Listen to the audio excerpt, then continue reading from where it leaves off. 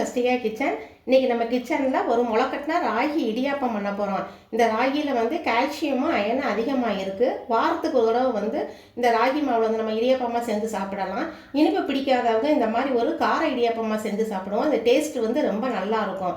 இதை வந்து எப்படி செய்யலாங்கிறத பார்க்கலாம். நம்ம வந்து ஒரு கப்பு வந்து ராகி மாவு எடுத்தோம்னா ஒரு மெஷர்மெண்ட் அளவு எடுத்துக்கிறோம். ஒரு கப் ராகி மாவு எடுத்தோம்னா ஒரு 1/4 கப்பு இடியாப்ப மாவு எடுத்துக்கிடுவோம். எடுத்துகிட்டு இதை ரெண்டையும் நல்லா வறுத்துட்டு நல்லா அந்த வாசம் வர்ற வரைக்கும் வறுத்து எடுத்து சுடுதண்ணி வச்சு நம்ம நல்லா மாவு பிசைஞ்சு இடியாப்ப மாவு பதத்துக்கு பிசைஞ்சு எடுத்துட்டு இடியாப்பமாக செஞ்சு அதுக்கப்புறம் நம்ம காரமாக தாளிக்கிறதா, வெங்காயம் பச்சை மிளகாய் போட்டு தாளிக்கிறதா. இப்போ எப்படி செய்யலாங்கிறத பார்க்கலாம்.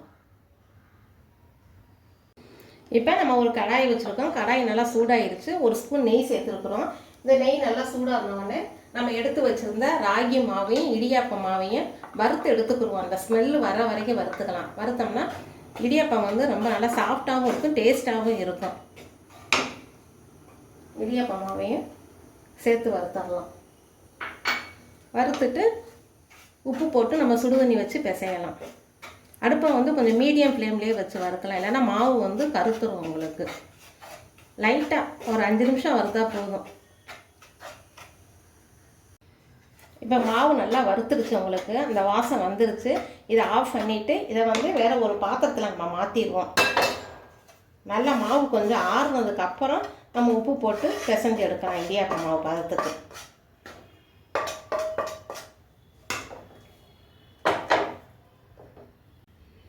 இப்போ மாவு கொஞ்சம் ஆறிடுச்சு. இப்போ இந்த இடியாப்பத்துக்கு தேவையான அளவு இந்த உப்பு கொஞ்சம் சேர்த்துக்கிறோம். நம்ம உப்பு சேர்த்துட்டு சுடுதண்ணி, நம்ம 1 கப்பு மாவு போட்டால் 1 கப்பு தண்ணி சேர்த்தா போதும். கொஞ்சம் கொஞ்சமாக விட்டு இப்படியே நல்லா மாவு பிசைஞ்சுக்கிடுவோம். கொஞ்சம் கொஞ்சமாக தண்ணி ஊற்றி பிசைஞ்சு ஒரு 5 நிமிஷம் மூடி வச்சுருவோம். மூடி வச்சதுக்கப்புறம் இடியாப்பமாக செய்யலாம். நம்ம இந்த மாதிரி மாவு பிசைஞ்சு வச்சுக்கணும். இப்படி எடுத்தோம்னா உங்களுக்கு கையில் ஒட்டாத பதத்துக்கு இருக்கணும், நல்லா சாஃப்டாக இருக்கணும் மாவு. இப்போ இதை வந்து நம்ம அப்படியே இடியாப்பச்சில் போட்டு புழிஞ்சு எடுத்துடலாம். புழிஞ்சு ஒரு 10 நிமிஷம் வேக வச்சாவே போதும். ஏற்கனவே நம்ம மாவையும் வறுத்துருக்குறோம், சுடுதண்ணி வச்சு வேற பிசைஞ்சிருக்கிறோம். அதனால் வந்து சீக்கிரமாக வெந்துடும் உங்களுக்கு. இதை அப்படியே நல்லா இட்லி பாத்திரத்தில் வச்சு வேக வச்சு எடுக்கலாம். இப்போ நம்ம அப்படியே இடியாப்பமாக புழிஞ்சிடலாம்.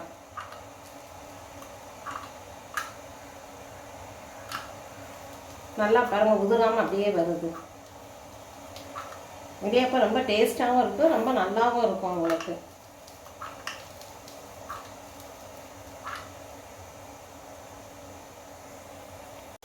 இடியாப்பம் புழிஞ்சதை இந்த மாதிரி இட்லி பாத்திரத்தில் நம்ம நல்லா ஒரு சொம்பு தண்ணி ஊற்றி கொதிக்க வச்சோம். இந்த மாதிரி கொதிக்க வச்சதுக்கப்புறம் நம்ம புழிஞ்ச இடியாப்பத்தை அப்படியே தட்டில் வச்சு ஒரு 5 நிமிஷம் வெந்தால் போதும். வேக வச்சு எடுத்துடலாம். இடியாப்பம் தயாராகிடும். முளைக்கட்டின ராகி இடியாப்பம். இப்போ ஒரு 5 நிமிஷம் ஆயிடுச்சு. இப்போ பாருங்கள், ஓப்பன் பண்ணி பார்க்கலாம். இடியாப்பம் நல்லா வெந்துருக்கு பாருங்கள். இதை அப்படியே நம்ம இதை எடுத்துகிட்டு வேறு பாத்திரத்தில் மாற்றி வச்சுருவோம். ஆஃப் பண்ணி இடியாப்பம் இந்த மாதிரி வந்திருக்கு பாருங்கள். இதை நல்லா இதுக்கு அடுத்தப்பில் பாருங்கள் எப்படி இருக்குதுன்னு பாருங்கள். இதுக்கு அடுத்து நம்ம இதை வந்து கார இடியாப்பமாக தாளிக்கலாம். இப்போ கடாயை வச்சு ஒரு 3 ஸ்பூன் நம்ம நாட்டு செக்கு கடலெண்ணெய் சேர்த்துருக்கோம். இதை வந்து எண்ணெய் நல்லா சூடாயிடுச்சு. நம்ம எடுத்து வச்சுருந்த கடலைப்பருப்பு, நிலக்கடலைப்பருப்பு இது சேர்த்து வறுக்கலாம். கொஞ்சம் கடலைப்பருப்பு நிலக்கடலைப்பருப்பு செவந்ததுக்கப்புறம் எடுத்து வச்சுருந்த கடுகு கொஞ்சம் சேர்த்துருவோம். கடுகு, வெங்காயம்,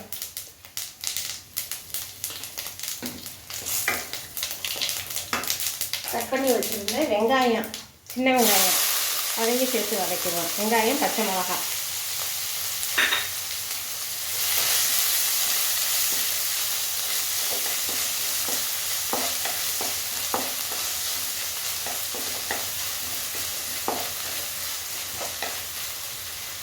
வெங்காயம் பச்சை மிளகாய் நல்லா வதங்கிடுச்சு.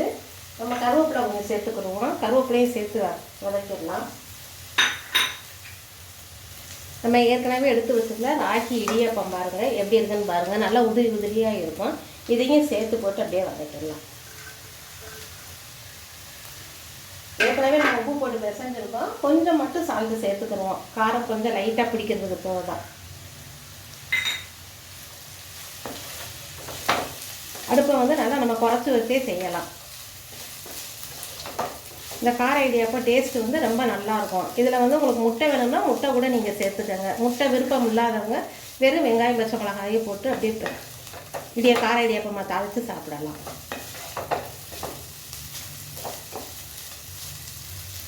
இந்த இடியாப்பத்துக்கு தேவையான தேங்காயும் சேர்த்துக்கிறோம். தேங்காய் துருவி நல்லா ஒரு ஸ்பூன் அப்படியே சேர்த்துக்கிறோம். டேஸ்ட்டு வந்து ரொம்ப நல்லாயிருக்கும். அப்படியே ஆஃப் பண்ணிடலாம்.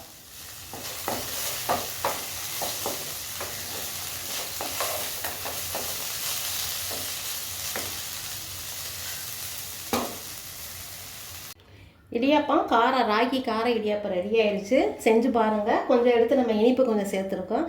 உங்களுக்கு பிடிச்சிருந்ததுன்னா சஷ்டியா கிச்சனை லைக் பண்ணுங்கள், ஷேர் பண்ணுங்கள், சப்ஸ்கிரைப் பண்ணுங்கள். Okay, by.